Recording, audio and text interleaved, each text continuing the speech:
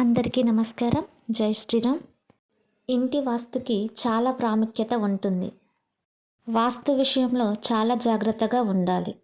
ఒక ఇంటికి బాగా కలిసి రావాలంటే అది మీ ఇంటి వాస్తుని బట్టే ఉంటుంది. మీరు ఉండేది సొంతిల్లైనా లేదా అద్దె ఇల్లైనా మీ ఇంటికి వాస్తు వర్తిస్తుంది. ముఖ్యంగా అద్దె ఇంట్లో నివసిస్తున్న ప్రతి ఒక్కరూ తప్పనిసరిగా కొన్ని వాస్తు చిట్కాలను తెలుసుకోవాలి. లేకపోతే మీ జీవితంలో ఎదుగుదల ఉండదు.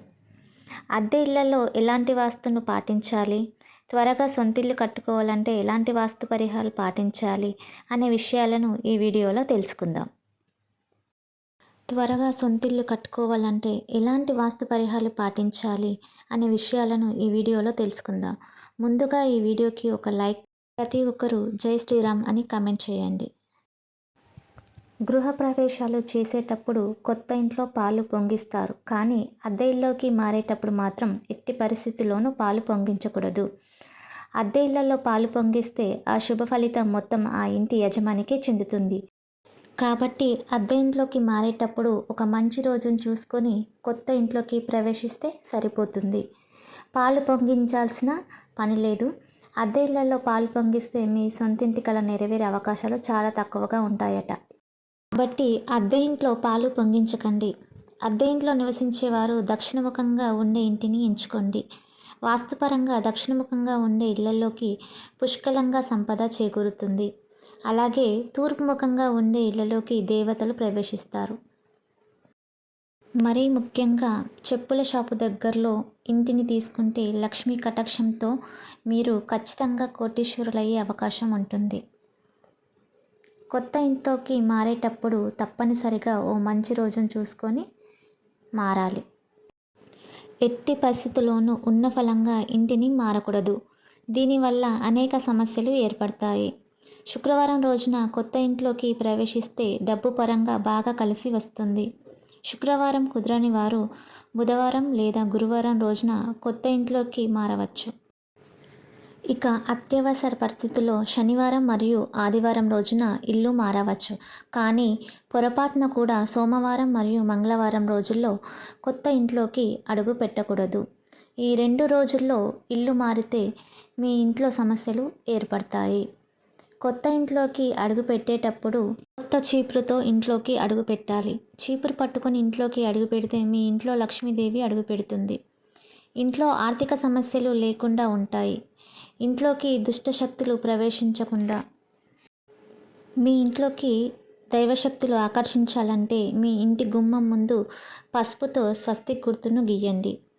ఇంటి ముందు స్వస్తిక్ గుర్తు ఉంటే మీ ఇంటికి బాగా కలిసి వస్తుంది. ప్రతి ఒక్కరి ఇంట్లో తప్పనిసరిగా పూజ గది విడిగా ఉండాలి. ఇంట్లో పూజ గది విడిగా లేకపోతే మీ పూజ గదిలో ఓ నెమలి పింఛాన్ని పెట్టుకోండి. తద్వారా మీ ఇంటికి వాస్తు దోషాలు ఏర్పడకుండా ఉంటాయి. వాస్తు ప్రకారం ప్రతి ఒక్కరికి పూజ గది ఈశాన్యంలో కానీ ఉత్తర దిశలో కానీ ఉండాలి. అప్పుడు మాత్రమే మీరు చేసే పూజలకు ఫలితం కలుగుతుంది. వాస్తు ప్రకారం ప్రతి ఒక్కరి గుమ్మానికి ఖచ్చితంగా దిష్టి యంత్రాలను కట్టుకోవాలి. నరదిష్టి చాలా భయంకరమైనది. ఎదురింటి చెడు చూపు మన ఇంటిపై పడితే మన కుటుంబం అంతా సర్వనాశనం అయిపోతుంది. కాబట్టి ప్రతి ఒక్కరూ ఇంటి ముందు గుమ్మడికాయ కట్టుకుంటే చాలా మంచిది. అలాగే కలబంద మొక్కను కూడా కట్టుకోవచ్చు. అలాగే ఒక ఎర్రటి వస్త్రంలో రాళ్ళ ఉప్పును మూట కట్టి ఇంటి గుమ్మానికి వేలాడదీస్తే ఇంట్లో డబ్బు సమస్యలు ఏర్పడకుండా ఉంటాయి. రాత్రి సమయంలో నిద్రపోయేటప్పుడు దక్షిణం లేదా పరమడ వైపుకు మీ తల ఉండాలి. ఉత్తరం వైపుకు తలపెట్టి నిద్రపోకూడదు. అద్దె ఇంట్లో నివసించేవారు మీ పూజ గదికి డోర్లు ఉండేలా చూసుకోండి. అయితే ఎట్టి పరిస్థితుల్లోనూ వంటగదిలో పూజ గది ఉండకూడదు. డబ్బు పరంగా మీ ఇంటికి బాగా కలిసి రావాలంటే మీరు నివసిస్తున్న ఇంట్లో ప్రధాన ద్వారానికి ఎదురుగా ఒక చిన్న అద్దాన్ని పెట్టుకోండి. తలుపుకి ఎదురుగా అద్దం ఉంటే మీ ఇంటి ఆదాయం బాగా పెరుగుతుంది. ఇక మనలో చాలామందికి సొంతింటి కల ఉంటుంది. సొంత ఇల్లు కట్టుకోవాలని లేదా ఒక ఇంటిని కొనుక్కోవాలని కోరుకుంటారు. అలాంటి వారు శనిదేవుణ్ణి ప్రసన్నం చేసుకోవాలి. మన ఇంటిపై శనిదేవుని అనుగ్రహం ఉంటేనే మీ సొంతింటి కల నెరవేరుతుంది. కాబట్టి ప్రతి శనివారం మీ ఇంటి పరమముఖంగా ఒక చిన్న దీపం వెలిగించి శని స్తోత్రాన్ని చదవండి. మీ సొంతింటి కల ఖచ్చితంగా నెరవేరుతుంది. అదేవిధంగా ఎవరైతే భూములు కొనాలని అనుకుంటారో అలాంటి వారు ప్రతి మంగళవారం నాడు గోమాతకు ఆహారంగా పచ్చిగడ్డిని తినిపించండి. భూములు కొనే యోగం సిద్ధిస్తుంది. ఇక అద్దె ఇళ్లలో నివసించేవారు బాగా వెలుతురు వచ్చే ఇంటిని ఎంచుకోండి. ఇంట్లోకి సూర్యకిరణాలు ప్రవేశిస్తే మీ ఇంట్లోకి పాజిటివ్ ఎనర్జీ ప్రవేశిస్తుంది. ఇంటిని ఎల్లప్పుడూ శుభ్రంగా ఉంచుకోవాలి. అలాగే ఉప్పు నీటితో ఇంటిని శుభ్రం చేసుకోవాలి. ఇక వారానికి ఒకసారి ఇల్లంతా సాంబ్రాణి పొగను వేయాలి. ఇక ఇంటి గుమ్మానికి ఎదురుగా గోరింటాకు చెట్లు ఉంచకూడదు. బాగా డబ్బు సంపాదించాలని కోరుకునేవారు మీ ఇంటి నైరుతి దిశలో మనీ ప్లాంట్ మొక్కను పెంచుకోండి. ఇక మీ ఇల్లంతా కనక వర్షంతో నిండిపోతుంది. ఇంటి గుమ్మానికి ఎదురుగా లిఫ్ట్ ఉండకూడదు. అలాగే మెట్లు ఉండకూడదు. గుమ్మానికి ఎదురుగా విద్యుత్ స్తంభాలు ఉండకూడదు. వీటి వల్ల మీ ఇంట్లోకి నెగిటివ్ ఎనర్జీ ప్రవేశిస్తుంది. మీరు కొత్తగా అద్దె ఇంట్లోకి వెళ్ళినప్పుడు మొదట 3 నెలల్లో మీకు ఏమైనా సమస్యలు ఏర్పడితే ఆ ఇంటిని వెంటనే ఖాళీ చేసేయండి. అదేవిధంగా మొదటి 3 నెలల్లో ఏదైనా మంచి జరిగితే ఆ ఇల్లు మీకు కలిసొచ్చినట్టే. కాబట్టి మొదటి 3 నెలల్లోనే మీకు అద్దె ఇల్లు కలిసొస్తుందా లేదా అని చాలా సులభంగా తెలుసుకోవచ్చు.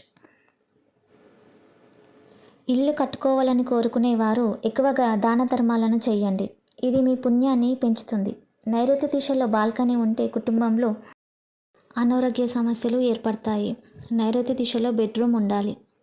అద్దె ఇంట్లోకి మారాలనుకుంటే శ్రావణ మాసం, ఆషాఢ మాసం, భద్రపదం ఈ 3 మాసాల్లో ఇల్లు మారితే చాలా మంచిది.